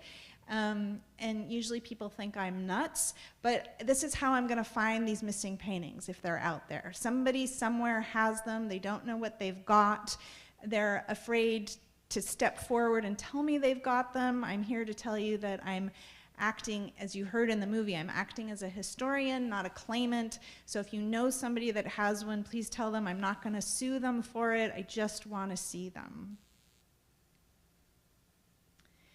My favorite story is this one. This one I actually told in the book. So I grew up with this painting in our home, and it had always had the bottom left-hand corner missing. And in 2013, well, I should back up a little bit. My mother died in 2012, and I suddenly realized that my father, I was worried about my father. And my father is he's still with us. He's 88. I just had lunch with him the other day, so he's doing well. But I started to get worried, and so I decided that I needed to film footage. And I had heard from this man in Toronto that he had some of my great-grandfather's paintings. And somebody said, while you're in Toronto, you should give a talk at the Center for Jewish Studies. And I said, okay. And so I did, and the long story short is at the end of the talk, a talk very much like this one, a gentleman raised his hand and he said, are you aware that the Thomas Fisher Rare Book Library has the Otto Schneid collection, and in that collection are original handwritten letters by your great-grandfather and photographs of your great-grandfather's work? And I said, no, who are you, and don't go anywhere. It was really phenomenal. And so we ran through the rainy streets of Toronto and discovered in the archive the full painting. And so this literally is a project of collecting puzzle pieces. Now the lower left-hand corner doesn't really have anything offensive or inappropriate, but it completes the painting. And it also has his signature, which, I mean, I never doubted, but was a nice thing to have. And that the painting was dated 1927. And so that felt incredibly important. These were some of the handwritten letters that were in the archive. And this was in addition to the photographs and and there were newspaper clippings. But what's so phenomenal about these letters were a couple of things. One, I had never seen my great-grandfather's handwriting, and it was another piece that just sort of made my great-grandfather come alive for me in a way that nothing else had, or just in a very different way, I guess I would say. Also, his handwriting was beautiful. The letter on the left is in Polish. The document on the right is in Yiddish, and what is phenomenal about it is it's actually kind of an artist statement. So like if you went to a gallery and an artist was reporting, why they were motivated to make their artwork, that's what this was. And the phrase that really popped out to me was this: "My specialty is only painting Jewish folk scenes." Which, frankly, I feel like my great-grandfather really sold himself short. I think that he did so much more than that. But to hear that from him was just really powerful and important. It just, it's reassuring to you have an opinion, but then to get it right from him himself was really a powerful thing. The other thing that was really incredible, I said that I knew that my grandfather and his family were at 24 Crucia Street. I saw that in a phone book. I knew that from my grandpa George. But this envelope in the bottom right-hand corner is actually an envelope with the return address. I mean, I don't know how much more confirmation you can get, but it just was, to me, had sort of been this mythical place where Perla was painted, and here was an actual envelope showing that that was their address. So I went to Poland in 2014 for 2 weeks. So this was obviously after Toronto, and I felt like we just really needed to go to Poland. If you saw the film, you know that I was hesitant to go. I was there for 2 weeks, and honestly, I wasn't entirely sure I wanted to include this photo in the presentation, but I just want to say that I've been thinking about this scene a lot lately. I mentioned, in a prior slide, thinking about refugees, and I've been thinking about people being scooped up by ICE and being deported without due process, and I know that the multi-generational trauma of people disappearing, it lasts for generations. And this, to me, is, in the film, I think it's a very profound moment, and I just wanted to take a moment to draw attention to that. The other thing that was super exciting for me while I was in Poland was that I got to see a lot of my great-grandfather's art, a lot of art that I had never seen before. I had seen, so the Jewish Historical Institute, JI, in Warsaw has about 52 of my great-grandfather's paintings. I say about because there's one painting I'm sure is not his. And I had seen a lot of the paintings in various art catalogs that were available to me in California, but there were other paintings I just didn't know about, and I couldn't get the museum to send me photos or give me any information. And so when I went, I finally got to see all the paintings, and this is one that I had never seen before. I remember gasping when I saw it because I just think it's really profound. It is, of course, a Yom Kippur service and the reciting of the Shema, but I just think he's painted the men's faces in ways that other paintings we don't really see, and that to me felt really profound. There's something about the candles that I just really loved, and of course the prayer on the back. And so again, if you saw the film, you know this is one of those pieces I shared with my dad from Warsaw, and yeah, it was a really special moment. I don't know if all of you can read this. It says Antique Roadshow, and the guy is assessing the artwork of a man who's clearly a Nazi. He has a swastika on his arm, and it says, has it been in the family long?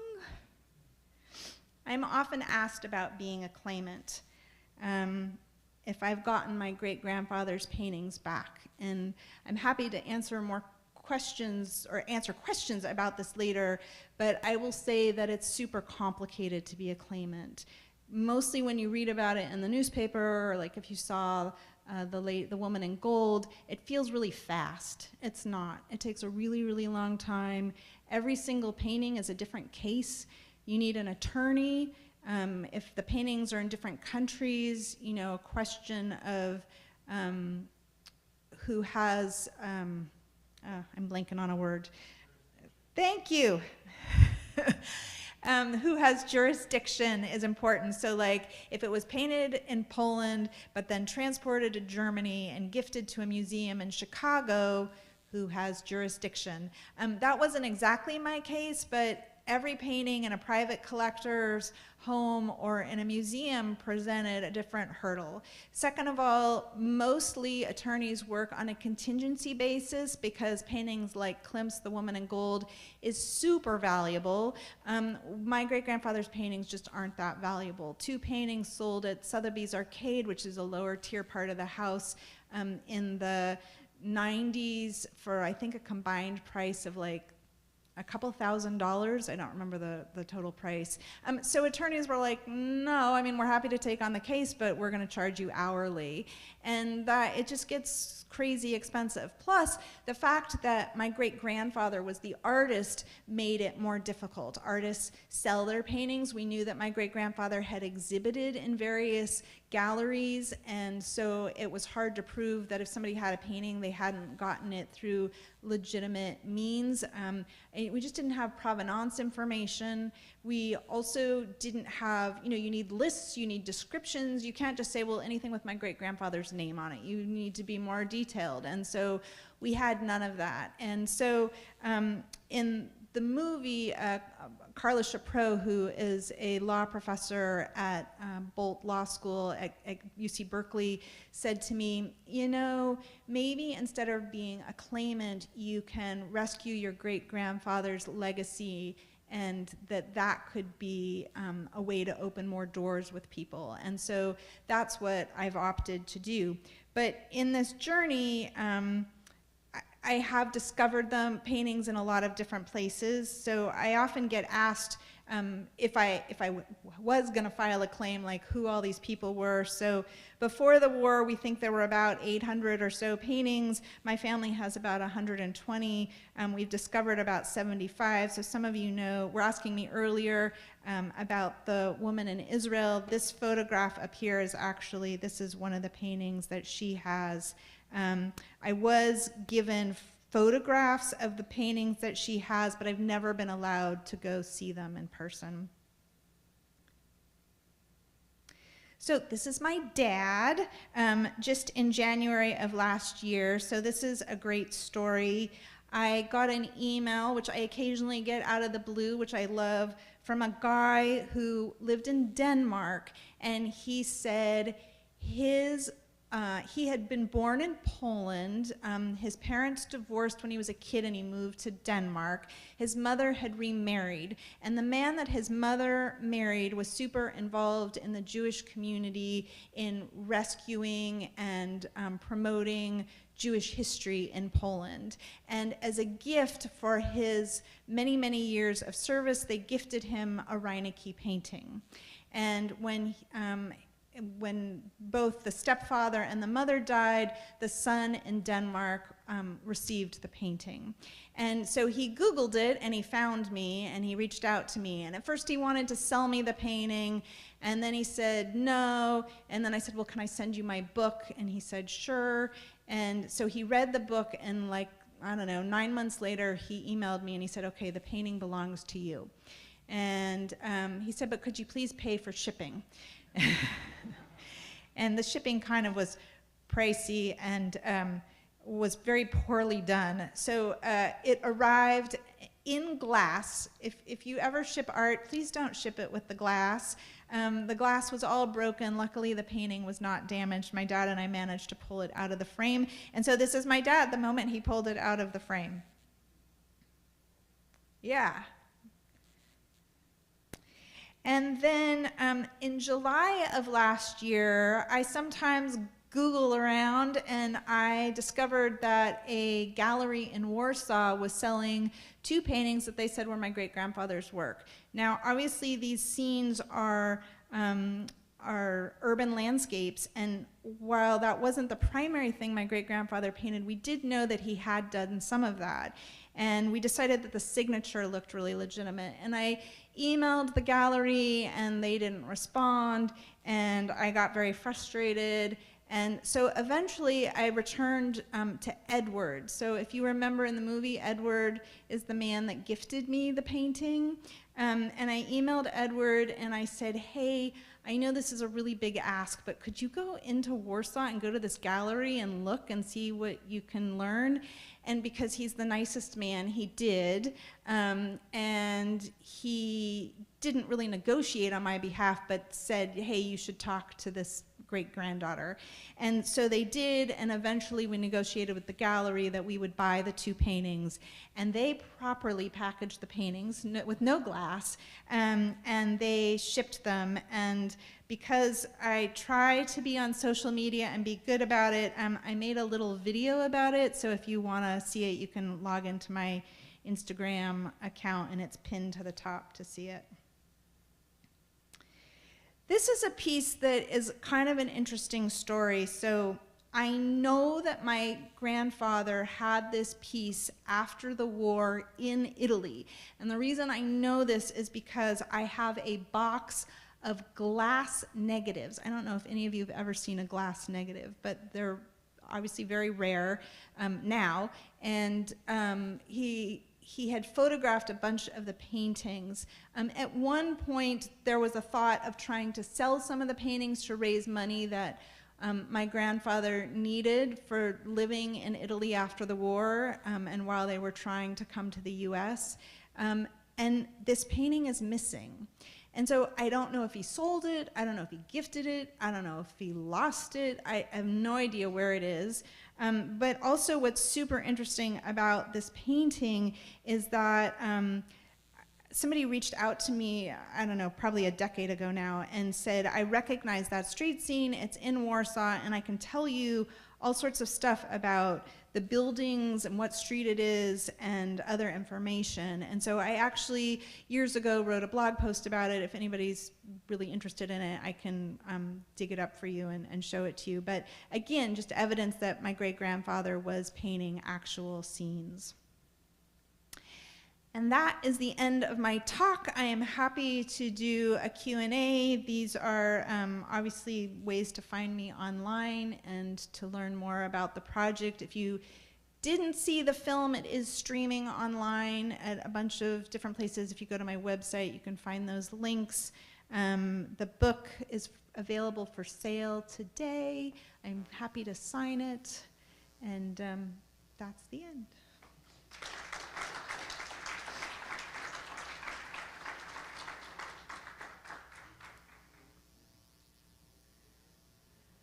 Yes, sir.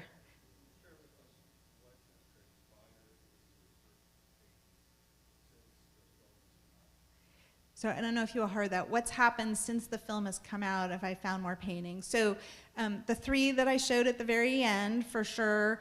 I'm trying to remember if there have been others.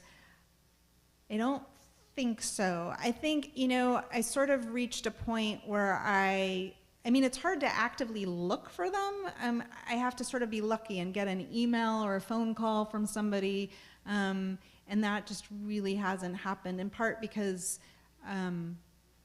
you need a ton of publicity for that, or a lot of word of mouth, and I just never really got enough to make that happen. But I am continue to be available for, if somebody thinks they have a Moshe Reineke painting, I always say, snap a photo of it and send it to me, tell me what you think, how you obtained it, and I might be able to, sometimes I get pictures and I'm like, that's not his, but that hasn't happened in a while. If anybody else wants to take a picture of the website, do it now before it turns off. It's also out on the table. I have bookmarks, and it's on the bookmark. Never mind. Yeah, Karen.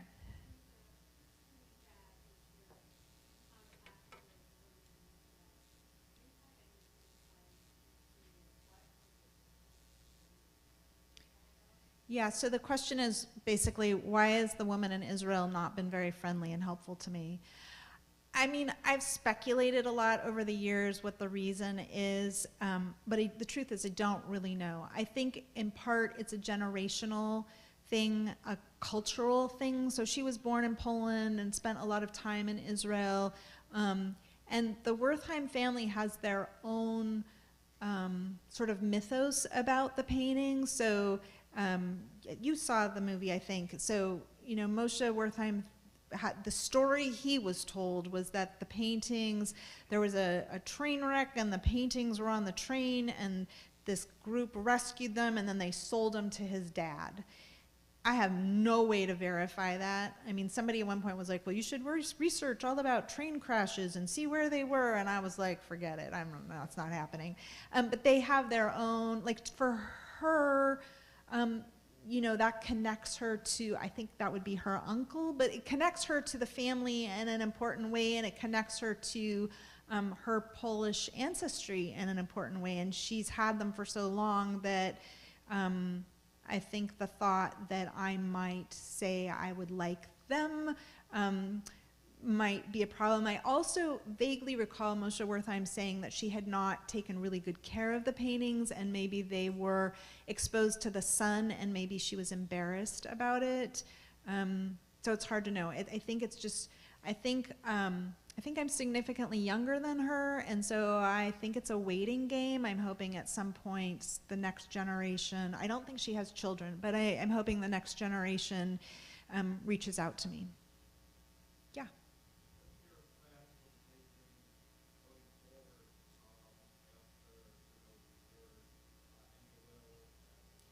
Ah. So the question is, what happens to the painting after your demise?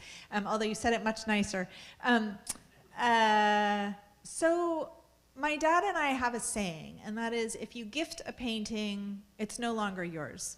And so actually Mike and I were talking about this, about the lovely Warhol pieces you have in the lobby, So they were gifted, and, I don't know who, and maybe I'm wading into a bad debate, but some people wanted to sell them because how great would it be to have the money to, replace your leaking roof? And other people are like, no way, that's part of our legacy, and they were gifted and they're ours. But once you gift them, they're not yours. And so my dad and I haven't really wanted to give them away, in part because, well, first of all, no museum, even if they were delighted to have them, would display them all the time. It just would never happen. Museums show like 3 to 5% of their collections. And the other reason really is that related to your question is, will you do an exhibit? And no one will believe me, but this is true. The Jewish museums, I actually met with the curator at the Jewish Museum on the Upper East Side in New York, and I'm forgetting exactly what it's called, but I said, I think you should do a show. And they said, the paintings are lovely, but we are not a Holocaust museum, and so we will not show the paintings. And so then I went to the U.S. Holocaust Memorial Museum, and they said, the paintings are beautiful, and we know your paintings because we've seen some of them in Poland, and we're familiar with the art, but that's fine art, and we don't do fine art.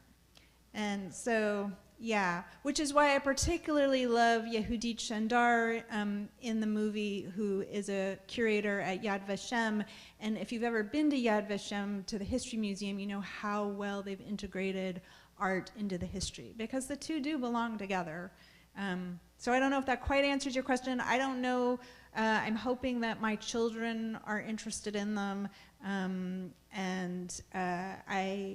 My dad, may he live a long time, has a lot of paintings, and I don't even know what I'm going to do with all those. So it's a difficult question and a difficult responsibility to the paintings and the history and the legacy.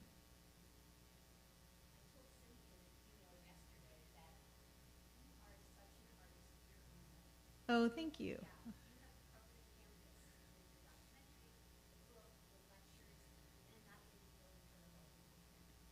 I really like that, because that's so nice.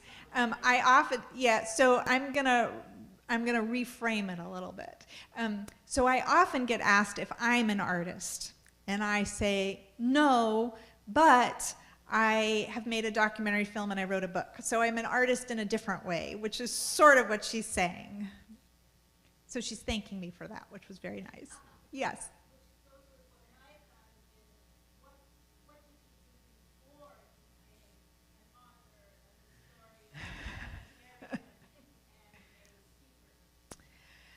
Well, I wear a lot of different hats. My graduate school experience, I have a master's degree in rhetoric and speech communication. I wrote my master's thesis about Art Spiegelman's Mouse books and the children of survivors, what it means. I was particularly interested in, at that point, I knew that Holocaust survivors could bear testimony and bear witness, but I was like, well, I can't do that, so what's my role? And so I wrote about that. But then I also realized that the paintings couldn't speak, and that the paintings had an important story to tell. And so I decided to try to be the voice of the paintings. And so the book was published in 2016. The film came out in 2018. I actually haven't really given a talk in a really long time, so it was really delightful to get this invitation and to be able to continue to share the story. So yeah. All right, that looks like it. I'm happy to be in the lobby and sign books or answer questions or just chat. Thank you so much for being here. Oh. The Women's League would like to present you with just a little something you. to say thank you for coming today. I love it. Thank you very much. You're welcome. Thank you so much. All right. I would like to invite Rabbi Schuster and Ira Lasher up to do the Martyrology Kaddish.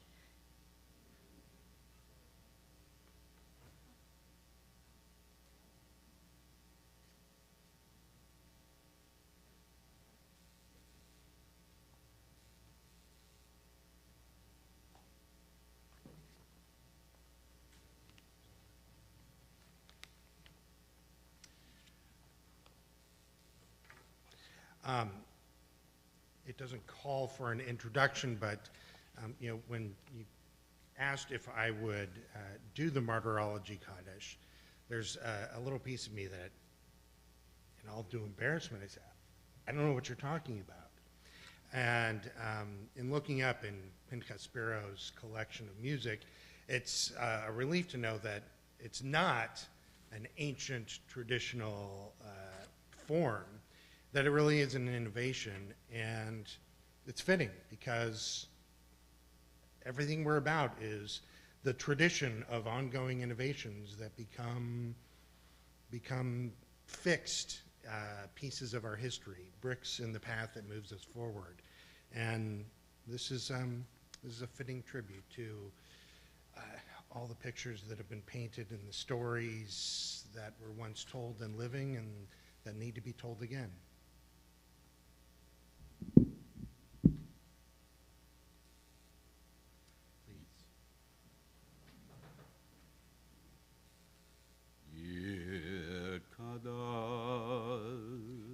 Kishinev, Warsaw, Auschwitz. בעלמא תברח ירותי, וימליך מלכותי. Buchenwald. בחייכון וביומכון, Babi Yar. ובחיי דכל בית ישראל. Baghdad. בעגלה ובזמן קריב, Hebron. ואמרו אמן. יש מרבה מברך לעולם ולעלמי עלמיה, יתברך וישתבח Far Etzion. ויתפאר ויתרומם ויתנשא ויתהדר Tarzan. ויתעלה ויתהלל Treblinka. שמי דקודשה בריחו Bergen Belsen. לעילה, לעילה מכל וילנה. ברכתה ושירתה, Usha. תושבחה ונחמתה, Sadah. דמירן ביעלמה, Yerushalayim. ויאמרו אמן. יהי שלמה רבה מן שמיים וחיים עלינו ועל כל ישראל, ויאמרו אמן. עושה שלום במרומיו, הוא יעשה שלום עלינו, ויעל כל ישראל, ויאמרו אמן.